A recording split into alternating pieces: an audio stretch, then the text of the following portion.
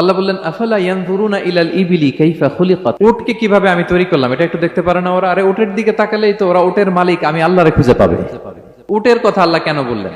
উট হচ্ছে এমন আজীব একটা প্রাণী যেটা প্রাণী বিজ্ঞানীদেরকে হয়রান করে দিয়েছে। আল্লাহু আকবার, আপনি অবাক হবেন উটের যে ফিচার আল্লাহ তাআলা দিয়েছেন। মক্কার লোকেরা উটের গোশত খাইতো, উটের দুধ খাইতো, উটের চামড়া দিয়ে দ্য ফাইনেস্ট লেদার তারা বানাতো, উটের উপর মাল নিয়ে বোঝাই করে এক প্রান্ত থেকে আরেক প্রান্তে পাড়ি দিত, নিজেরা উটের উপর রাইডিং করত। এবং উট হচ্ছে এমন প্রাণী যেটা একসাথে 1 মাস না খেয়ে বেঁচে থাকতে পারে। 1 মাস পানিও খাওয়া লাগবে না, খাবারও খাওয়া লাগবে না। প্রাপ্তবয়স্ক একটা উট একসাথে 200 লিটার পানি খেয়ে ফেলতে পারে। এবং উটের পেটের ভিতরে একটা স্পেশাল ওয়াটার চেম্বার আছে, ওই চেম্বারে রেখে দেয়, যখন লাগবে ওইখান থেকে নিয়ে নিয়ে বেঁচে থাকে।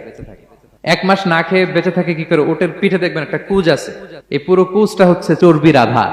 উটের যখন খাবার থাকে না মরুভূমিতে, মাসের পর মাস যখন চলে, ওই চর্বি থেকে